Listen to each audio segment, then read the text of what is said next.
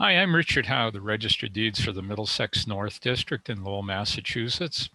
In this video, I'm going to talk to you about how to find your deed on masslandrecords.com.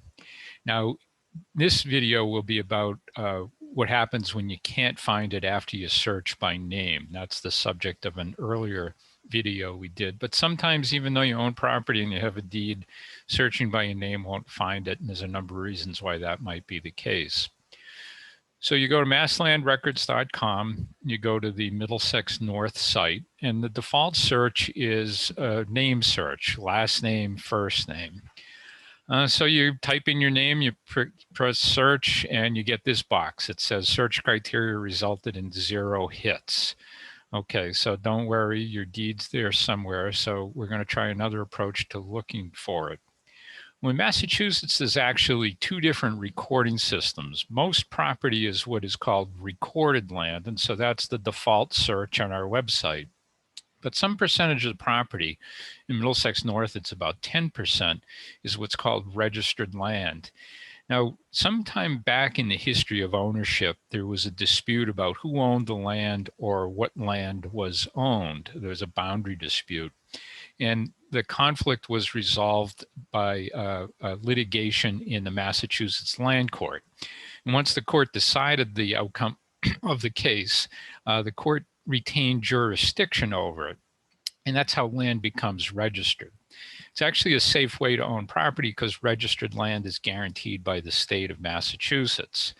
The downside of it is it's a little more complicated because the state does guarantee the title to the property, so you have to be more scrupulous about the documents that we record.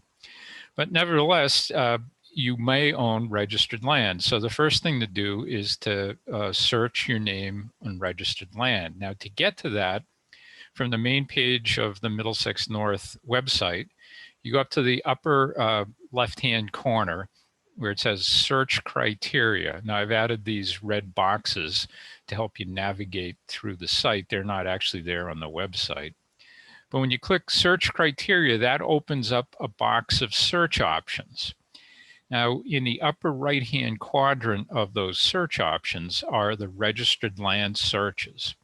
And just click on the name search link. So that returns you to the familiar looking last name, first name fields.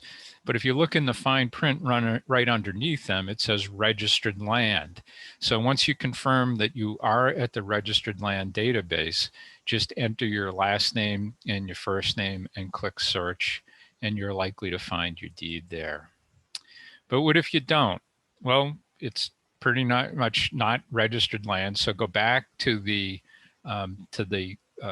regular recorded land search. And some of our older documents that are in the index, for some reason, when we imported them, rather than have the document code deed, they acquired the document code none. And there's too many of them to fix easily, but this is a possibility. So if you did a name search and you see a document code none, that means it's a deed. So click on that and see what it's about. But if you don't find anything like that, a shortcut is to find the title reference to your deed in another document. Now, if you've refinanced or you've added a homestead to your property, there's probably a reference in either of those documents to the book and page number of your deed. Every document recorded at the Registry of Deeds is identified by its book and page number. Now, some older documents, like if you've owned a property for more than, say, 25 or 30 years, your name might not be in the searchable index for that deed. But if you've more recently recorded a homestead or a mortgage, one of those documents might show up when you do your name search. So you search your name and you can't find a deed, but you find a mortgage. Well, click on that entry and then display the document. And usually in the last paragraph of the property description on the mortgage, it's a paragraph called the title reference. And that says where you got the property from. And in this case, it's a deed from Joseph and Nora Smith, to the current owner, and that deed is in book 2763, page 129. We'll just write that number down on a piece of paper and go back to search criteria, open up the search box, and choose book search from underneath the recorded land section. You do that, enter the book number, the page number, click search, and there should be a link to that document, and that's how you get your deed. Well, if that doesn't work, ask, have I changed my name? In many cases, it's most common with women, but it can happen with men too. At some time after you became the owner of the property, your name changed. You might have gotten married, you might have got divorced. Well, your name is not updated in the document. It stays just the same as it was at the time you recorded the document. So in this example, the person who owns the property now goes by the name Mary Green. But when she first bought the property, her name was Mary Blue. And so if you're searching Mary Green, you're not going to find the document because it's indexed under Mary Blue. It doesn't happen a lot, but that's one of those things I would check for if you can't find it otherwise. And if that doesn't work, another trick is to go to the town assessor's website. Each town or city in the registry district maintains its own website, and most of them are freely available to the public. And what I do is I would Google Lowell Assessors or Lowell GIS. I know that GIS stands for Geographic Information System, and that takes me to the City of Lowell Assessors database. And each assessor has a different database, but they all kind of contain similar information, and most of them are searchable. The Lowell database is done by address, so it has a drop-down menu for the street. You pick, in this case, Staple Street. It lists all of the properties on Staple Street.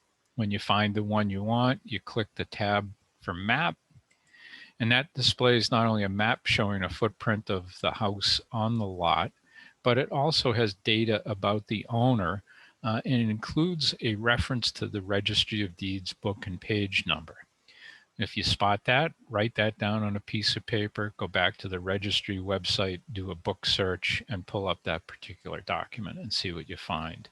You know, maybe it's the current owner and the person you're interested in owned it previously. So just go back in time through the ownership records using that title reference that I talked about earlier. Another possibility is that you may have inherited the property from someone. If, let's say, your surviving parent dies and leaves you ownership of the property in a will, the ownership of the property passes through the papers of the probate estate.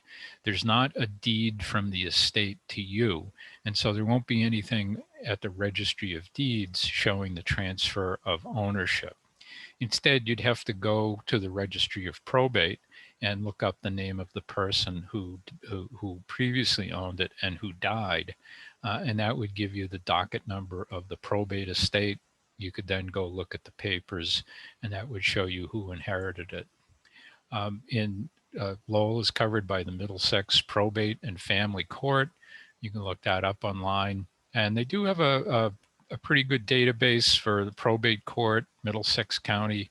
You do a search, last name, first name, and it doesn't contain all the papers, but it would at least tell you that there is a probate estate. So that's the last trick we've got for trying to find a deed to property when the basic name search doesn't work for you. And again, that's masslandrecords.com. And if you have any difficulty finding what you're looking for after watching this video and after trying it out for yourself, just use the link on that website and send us an email and we'll try to help you out.